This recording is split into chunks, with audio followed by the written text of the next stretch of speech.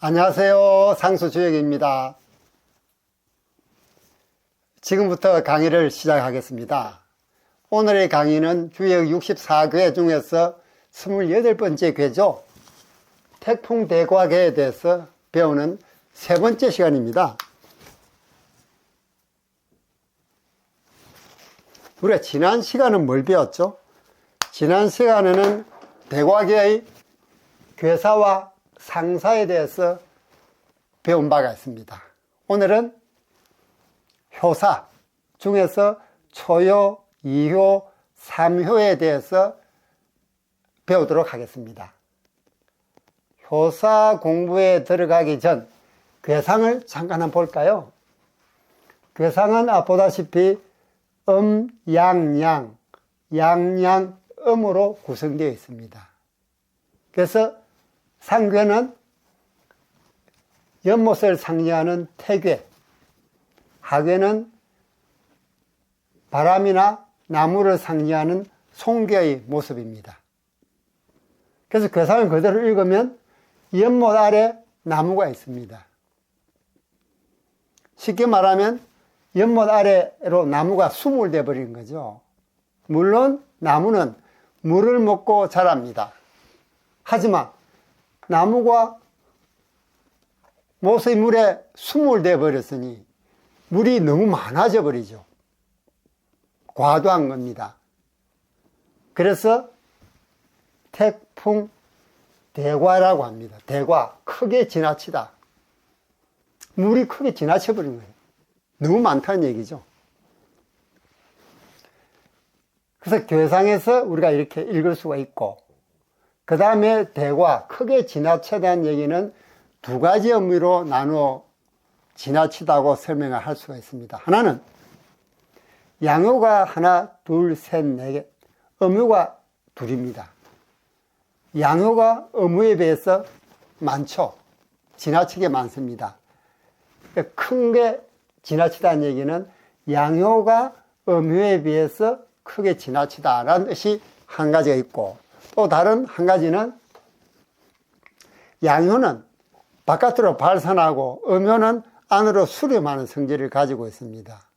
근데 양효가 바깥으로 발산해야 될 양효가 2효, 3효, 4효, 5효 가운데 몰려 있습니다. 그리고 바깥으로 음효가 싸고 있죠.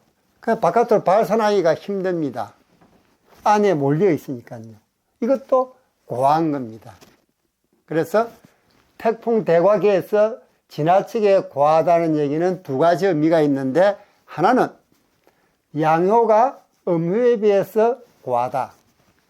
다른 하나는 양효의 위치가, 양효는 바깥에 있어야 되는데 안으로 몰려 있으니 양효의 구실을 못하게 되는 거죠. 그래서 과하다. 두 가지 과하다는 의미를 가지고 있는 것입니다. 그 다음 이진법수는 음효는 0, 양효는 1로 표시할 수 있죠. 그래서 0, 1, 1, 1, 1, 0, 0, 1, 1, 1, 1, 0으로 이진법수로 표시할 수가 있겠습니다. 자, 이런 지식을 배경에 알고 효사에 들어가 보죠. 효사 초육.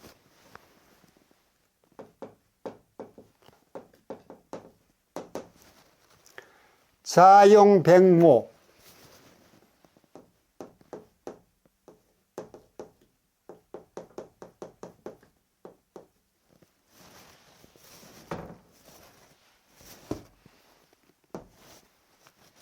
무구, 이렇게 읽을 수가 있겠습니다. 이걸 우리말로 번역을 하면은 깔개로 백모를 사용하니 허물이 없다.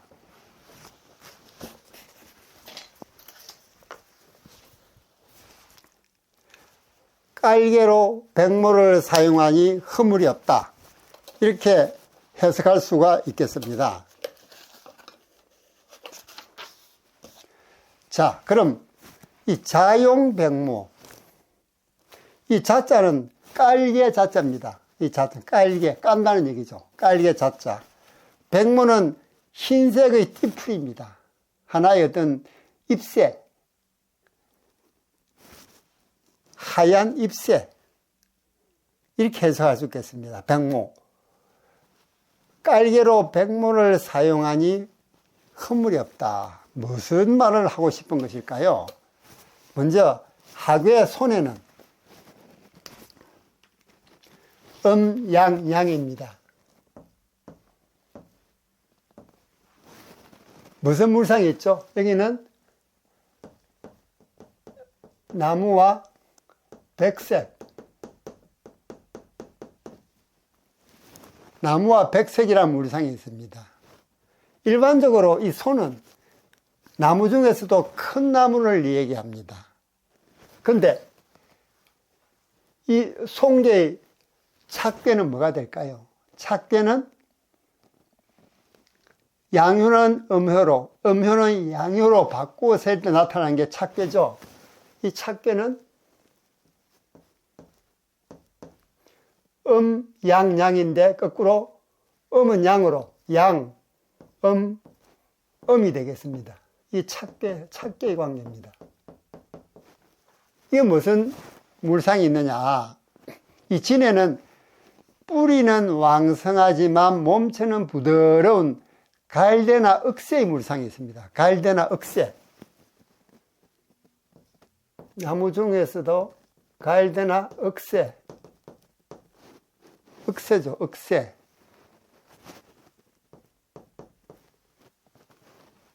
이런 물상이 있는 것입니다. 여기서 하얀색의 띠풀인 백모가 나옵니다. 이 백모.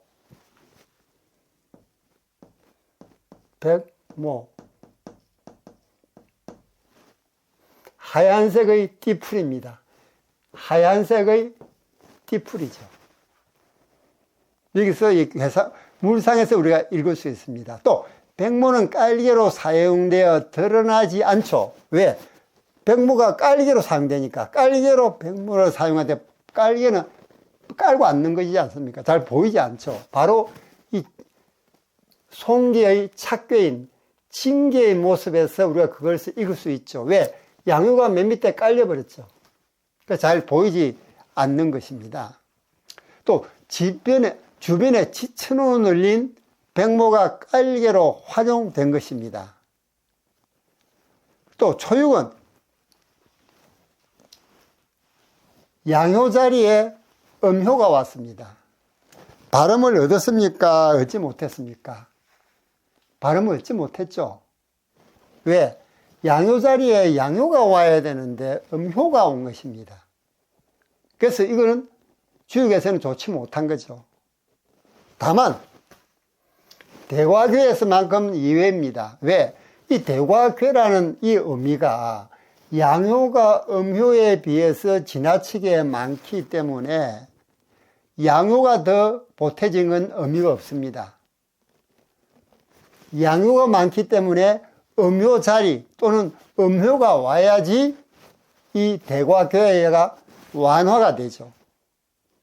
그래서 초육에서 발음을 잃었어. 하지만 대과괴는 양효가 과도하기 때문에 음효가 양효 자리에 오더라도 음효이기 때문에 익스큐즈가 되는 거죠.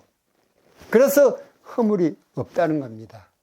이렇게 주역은 조화를 중요시 여깁니다. 한쪽으로 치우치는 걸 아주 꺼려하죠. 그래서 주역에서는 항상 강조하는 게 시중입니다. 시중. 그때에 알맞게, 때에 알맞게. 지금은 대과입니다. 때가 대과의 괴입니다. 양이 지나칠 괴입니다. 지나치다는 그런 시기입니다. 그래서 음효가 와야지 이 대과가 완화가 되죠. 그래서 발음을 비록 얻지 못했지만 대과교가 과도하는 뜻을 가지고 있으니 이건 허물이 없다라고 얘기를 합니다. 이사진 주요 확자입니다. 이사진 진짜를 어떻게 쓰죠? 진짜가 이렇게 쓰죠.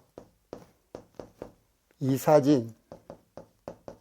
이 주역학자는 뭐라고 얘기했냐면, 이분이 오래 살았어요. 1896년에서 태어나서 1997년에 돌아가셨으니까 무려 101세까지 장수하신 분입니다. 그 당시에는 어마어마한 거죠. 이서진이 말하기를 초육은 맨 아래에 위치해, 위를 받들고, 또 음효가 양효를 받들고 있습니다. 그래서 깔개로 백모를 사용하는 모양새를 띠게 되죠. 또 띠풀이, 백모라는 이 띠풀이 비록 얕긴 하지만 땅바닥에 깔아서 기중품을 놓을 수 있으니 띠를 깔 때는 항상 극도로 주의해야 된다라고 이 이사진이라는 역학자는 설명을 하고 있는 것입니다.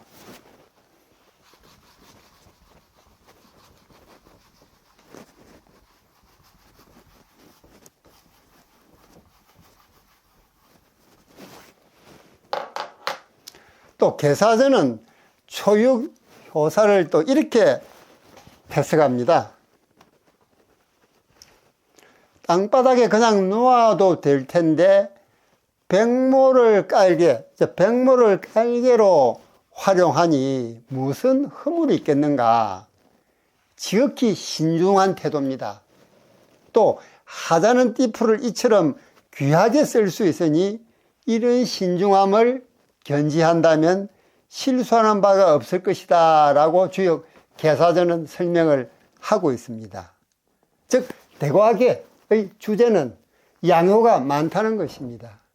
두 번째는 양효가 바깥으로 나가지 못하고 안에 몰려 있다는 것입니다. 그 두 가지가 과하다는 겁니다. 근데 문제는 양효만 과한 것이 아니고 따지고 보면 음효도 과합니다. 왜? 음효는 안으로 수렴하는 성질이 있어야 하는데 이 음효는 지금 바깥으로 나가 있습니다. 바깥으로 발산을 하고 있는 거죠. 그러니 이 음효도 사실은 과한 것입니다. 양효도 과하고 음효도 과하고 전체가 과한 것이, 크게 과한 것이 대과계의 모습입니다. 음효의 모태, 즉 바깥을 차지하고 있는 음효, 음효의 모태, 즉 음효의 어머니는 무슨 괴일까요? 말할 것 없이 공괴죠, 그죠?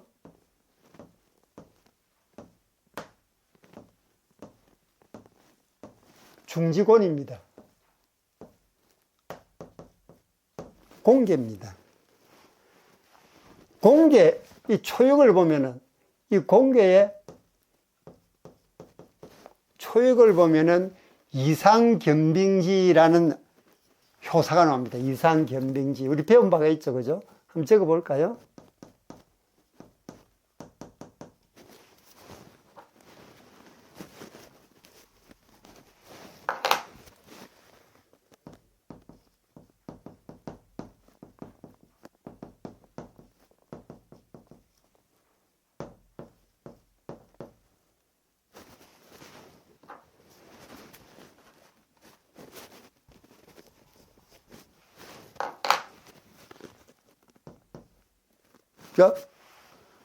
빙자죠.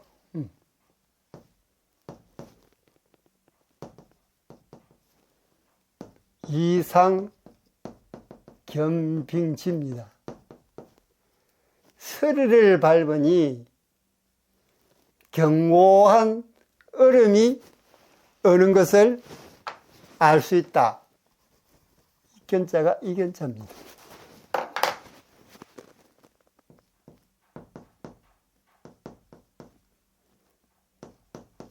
이상견빙지. 서리를 밟으니 견고한 얼음이 어는 시기가 온다고 되어 있습니다. 즉 앞을 내다보는 빈틈없는 살핌이 바로 공개의 출발입니다. 항상 뒤에서 보수적이죠. 수렴하는 겁니다. 공개는. 반대로 건개는 발산하고 튀어나가는 거죠. 대곽의 초역도 음효이기 때문에 공기에서 출발을 했습니다. 그래서 신중함을 가지고 있죠. 음효는 모두 신중함을 가지고 있는 겁니다. 이게 주역의 개사전에서 설명하는 논지가 되겠습니다. 자, 초육은 이렇게 설명을 드리고, 다음은 구2를 볼까요? 구2.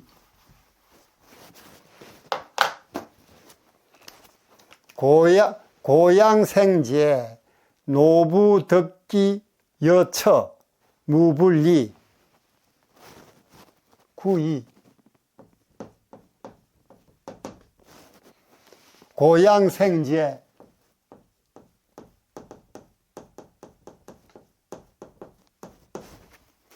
노부 덕기 여처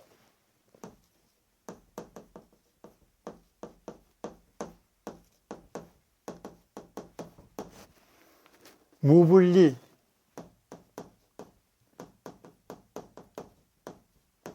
이렇게 읽을 수가 있겠습니다. 우리말로 번역을 해볼까요? 이 양자는 버드나무 양자죠. 이 고목할 때 고자입니다. 즉 버드나무 고목에서 새싹이 돋아나듯 노부, 늙은이가 젊은 부인을 얻는 것으로 이롭지 않음이 없다. 이롭지 않음이 없다는 무슨 뜻입니까? 좋다는 얘기죠. 노부가, 늙은이가 젊은 부인을 얻었으니 이롭지 않음이 없죠. 이렇게 구2 효사는 얘기를 하고 있습니다. 대과교는 아까 전에 말씀드렸던 양호가 가운데로 몰려 있는 게 문제였습니다. 이 과도한 치우침을 완화시켜 주는 것이 바로 음효인 초육과 상효입니다. 왜? 양효가 너무 과하니까 음효가 와야지 과다하게 있는 문제를 완화시켜 줄 거 아니겠습니까? 그래서 비록 전체 교회의 모습은 과도하지만 그 속에 음양이 서로 만나 새로운 상황을 연출하는 겁니다. 초육과 구이, 구호와 상육, 즉 음효와 만난 양효들은 변화를 시작하죠. 이 구이는 아래 초육과 침배하고 있습니다. 음효를 깔고 있죠. 여기서 가장 가치를 두는 것이, 주역에서 가장 가치를 두는 것이 생생지입니다. 생생지.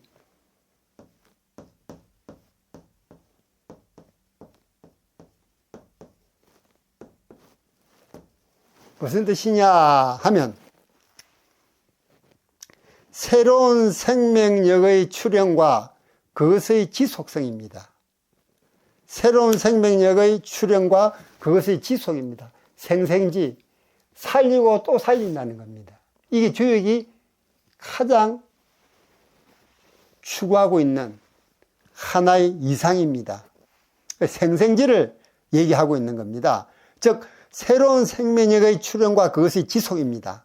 새로운 생명력이 출현하려면 음과 양이 서로 만나야 되죠. 즉 남자와 여자가 만나야 아이가 태어나듯이 주역에서는 음과 양이 만나야 생생지가 가능한 것입니다. 즉 음과 양이 만나야 한다. 이 대과계에서 구이는 초육과 구오는 상육과 이렇게 서로 만나고 있습니다. 즉 초효와 이효, 그 다음 오효와 상효가 서로 만나고 있는 것이죠. 이들 중 생명력은 당연히 양효로부터 나오죠. 왜? 양효가 씨를 뿌리고 음효는 밭이니까요. 사람하고 똑같죠. 그래서 이효와 오효 효사의 생이 나오죠. 이 생이 나옵니다. 생생지 생입니다. 음효와 양효가 만나면 새로운 현상이 태어나는데 그 생은 양효가 씨를 뿌니 양효 쪽에 효사에 나오는 것입니다. 음효는 밭입니다. 밭에 해당이 되는 것입니다. 그래서 구2에 보면은 늙은이가 노부, 늙은이가 젊은 부인을 덕한다. 젊은 부인을 얻는다라는 효사가 나온 것도 바로 아래에 음유를 가지고 있기 때문입니다. 또 구5를 보면 여기는 생이 뭐죠? 꽃을 가지나요. 버드나무 고목이 꽃을 피운다는 겁니다. 어떻게 꽃을 피웁니까? 위에 음효가 있기 때문에 꽃을 피울 수 있는 것이죠.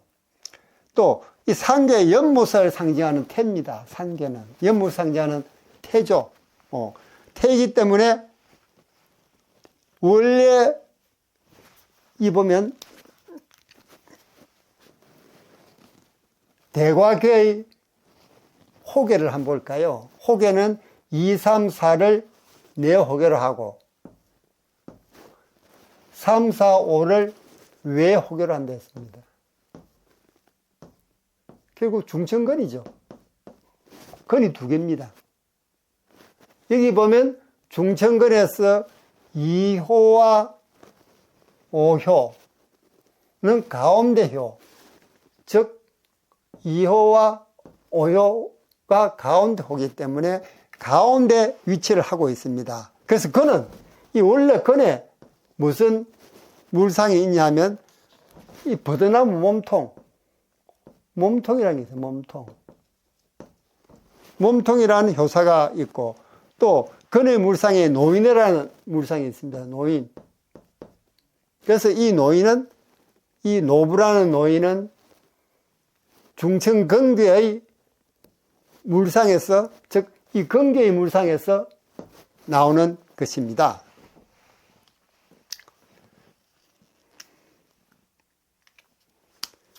그 다음 북송의 사마광. 남송 북송할 때 북송이죠. 북송의 사마광. 이 사람이 주역의 대가이면서 역사학자, 문학자, 관리입니다. 이 사람이 죽인 게 자치통감이죠. 자치통감. 들어보셨죠?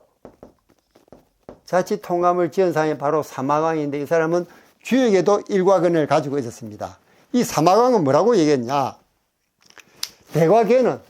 이 대과견은 양효가 지나친 것이니 양효가 지나치게 많은 것이니 음으로서만 조화를 이룰 수 있는 것이지 양효로서는 이룰 수 있는 것이 아무것도 없다. 그래서 대과견의 양효는 음자리에 있으면 길하고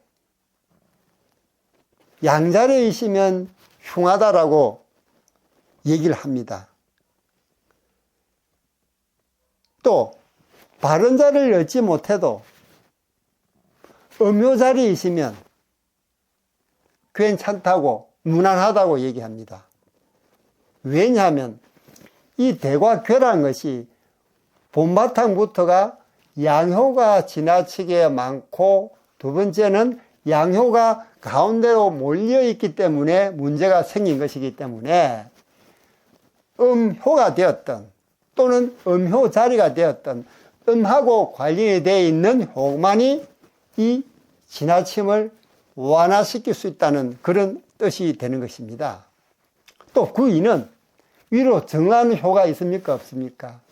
구2는 구5와 상응하죠. 서로 상대적으로 응합니다. 그러나 양효와 양효이기 때문에 정하지 못하죠.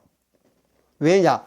음효, 양효 또는 양효, 음효가 돼야 정하는데 정하지 못하고 정하는 효가 없습니다.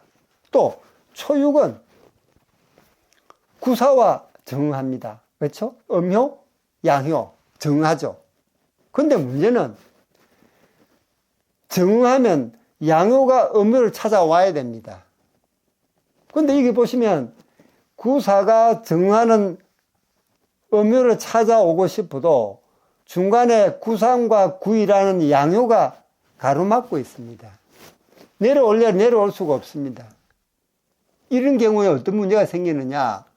결국 이 수렴하는 음효는 구사를 포기하고 가까이 있는 양효와 친미하게 됩니다. 즉, 먼 이웃, 먼 친척보다 가까운 이웃이 더 중요하다는 그런 우리 속담과 상응할 수 있는 그런 설명이 되죠. 즉, 구이는 구이와 구삼은 구사가 정응하는 초육을 찾아오르는 것을 막아버립니다. 왜? 양효가 양효끼리니까 배척을 해버리죠. 그래서 구사가 못 내려오는 겁니다. 이런 경우에는 이 초육이 구사를 만나지 못하고 옆에 있는 구이와 친비하면서 사귀게 되는 것입니다. 그래서 짝을 이루죠. 짝을 이룹니다. 물상으로 보면 하괴소는 장녀입니다. 장녀. 그렇죠? 하괴소는 장녀라는 물상도 가지고 있습니다. 장녀인 젊은 여자죠. 장녀인 젊은 여자입니다. 또 내옥의 건은 2, 3, 4호로 되어 있는 내옥의 건은 노인이라는 물상이 있다 그랬죠. 건은 노인이라는 물상이 있습니다. 그래서 노인이 젊은 여자를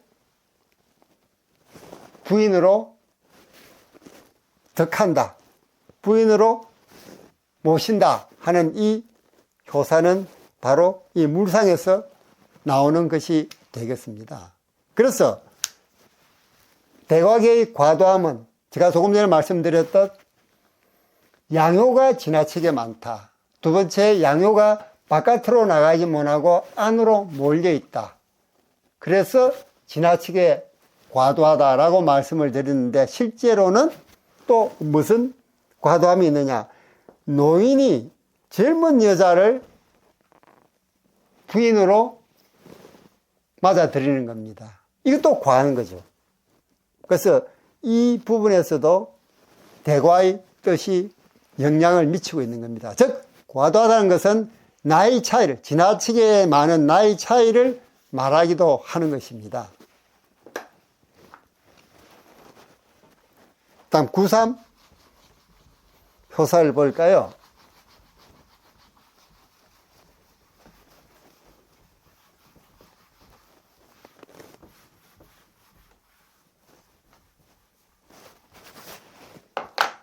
구삼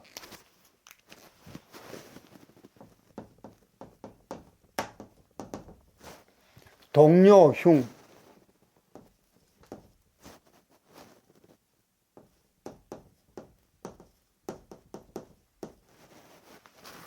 우리말로 해석을 하면 동료, 흉입니다.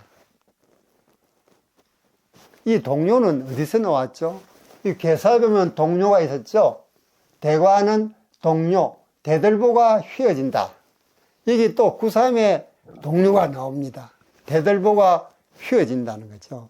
마룻대가 휘어지니 또는 대들보가 휘어지니 흉하다 라고 해석을 할 수가 있습니다. 이건 또 어떻게 설명할 수 있느냐? 자, 여기서 구삼과 구사는 4개의 양효 중에서 중간을 차지하고 있습니다. 즉, 호계가 뭐라 그랬죠? 2, 3, 4호를 내호계로 하고 3, 4, 5호를 외호계로 했을 때 이게 중천근이 된다고 말씀을 드렸습니다. 중천근의 중간호가 되죠. 구삼과 구사는. 왜 중간호가 될까요? 한번 볼까요? 2, 3, 4를 내호계로 하고 3, 4, 5호를 외호계로 한다 했습니다. 이게 하늘, 아래도 하늘, 중천근입니다. 근교가 되죠. 중천근. 여기 보면 이 호계인 중천근교의 2호와 5호가 구삼과 구사가 위치하는 자리가 됩니다. 그래서 중간에 위치하죠. 그래서 중간에 위치하기 때문에 마룻대, 여기 나오는 동료, 마룻대가 휘어진다 할 때 마룻대라는 물상이 바로 이 호계의 물상에서 나오는 것입니다. 구삼은 양요가 양요 자리에 있으므로 언뜻 보면 바른 자리죠. 양요, 초요, 이요, 삼요, 홀수에 양요가 왔으니까 발음을 얻었습니다. 그럼에도 불구하고 흉하다고 한 것은 이 대과계 자체가 양요가 너무 과다해서 크게 지나치는데 또 양요가 등장하니 흉할 수밖에 없죠. 왜? 더 대과가 되어버리기 때문입니다. 크게 지나치게 되어버리기 때문입니다.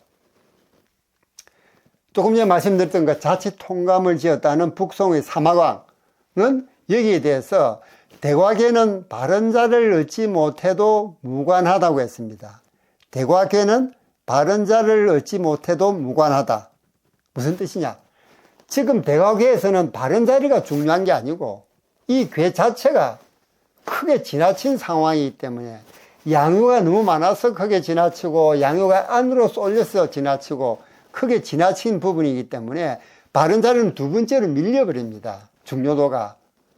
즉 양이 과도한 대과계에서는 바른 자리보다도 양이 음을 만나 조화를 이루고 과도함을 완화시키는 것이 더 관건이기 때문입니다. 그래서 구삼이 바른 자리를 얻었음에도 불구하고 흉하게 나타난 것은 대과교가 양요가 지나쳐서 대과가 되어버렸는데 또 양요가 등장하니 더 대과가 되어버리는 거죠. 그래서 흉하다고 나옵니다. 그리고 음요, 양요, 바른 자리가 중요한 것이 아니고 대과계에서는 어떻게 하면 양요가 많으니까 음요가 또는 음요 자리가 있느냐, 이게 더 중요한 과제로 드러나는 것이죠. 즉 큰 문제가 바로 양요가 많다는 겁니다. 또 양요가 안으로만 몰려 있다는 겁니다. 그래서 그걸 어떻게 하면 완화시킬 수 있느냐, 그건 음요 또는 음요 자리야 이 부분을 완화시키기 때문에 바른 자리보다 더 중요한 것은 음효인가 아닌가 또는 음요 자리인가 아닌가 하는 그 부분이 더 중요하다는 그런 얘기가 되겠습니다. 자, 구삼은 양요가 양요 자리에 있어 발음을 얻었지만 바로 그 때문에 대과계에서는 흉하다고 합니다. 뜻밖이죠. 이게 대과계이기 때문에 괴이가 크게 지나타난 괴이를 가지고 있기 때문에 흉하다는 이런 얘기가 되는 것입니다. 가뜩이나 양이 과도한 데다 다시 양을 보태기 때문입니다. 하계소는 나무죠. 하계소는 나무입니다. 구삼이 효변하면 이 구삼이 효변하는 하계는 어떻게 됩니까? 양, 음이 되죠. 왜? 구삼이 효변하면 양효가 음효로 바뀌죠. 이게 뭘 상징합니까? 물을 상징하는 감개입니다. 그렇죠? 물을 상징하는 감개입니다. 여기에 무슨 물상이 있느냐? 공유하는 물이 있댔죠. 물은 공유하면서 흐른다 그랬죠. 공유, 휘어짐.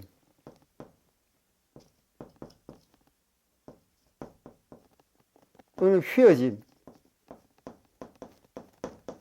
이란 물상이 있다고 말씀을 드렸습니다. 그리고 또 구삼이 호변하면 이 감개가 되는데 이 감개는 공유와 휘어짐 물상에 또 뭐가 있느냐? 마룻대.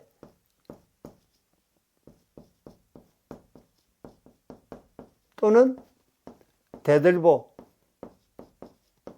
이 물상은 제가 감기의 가장 원시적인 물상은 집이라 그랬죠. 왜 집이라 했습니까? 옛날 음악집을 지을 때 위에 땅을 파고 위에다가 대들목을 하나 놓고 또는 마룻대를 하나 놓고 거기에다가 잔풀가지를 많이 넣어서 음악집을 만든다 그랬습니다. 그래서 감개는 전통적인 집이라는 물상이 있다고 말씀을 드린 바가 있습니다. 그런데 여기서 구삼이 호변하면 감이 되고 마룻대가 되고 또 휘어진다는 물상이 됩니다. 휘어지면 어떻게 됩니까? 휘어지면 초요가 음요이기 때문에 밑으로 휘어져 버리죠. 왜? 음요 쪽으로 휘어져 버립니다. 음요면 힘이 없죠. 밑으로 휘어집니다. 그래서 그 마룻대를 받쳐주던 양끝이 힘을 받지 못해서 마침내 무너지고 맙니다.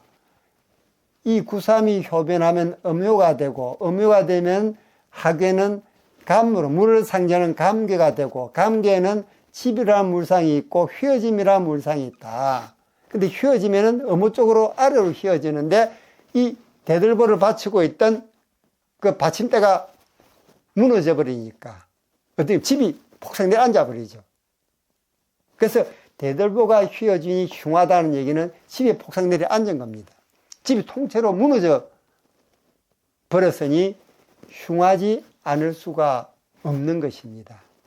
이렇게 초요, 이효, 삼효의 효사는 대과 개가 크게 지나치다는 뜻을 가진 대과 개가 양효가 지나치게 많았어. 또는 양효가 안으로만 몰려 있었어.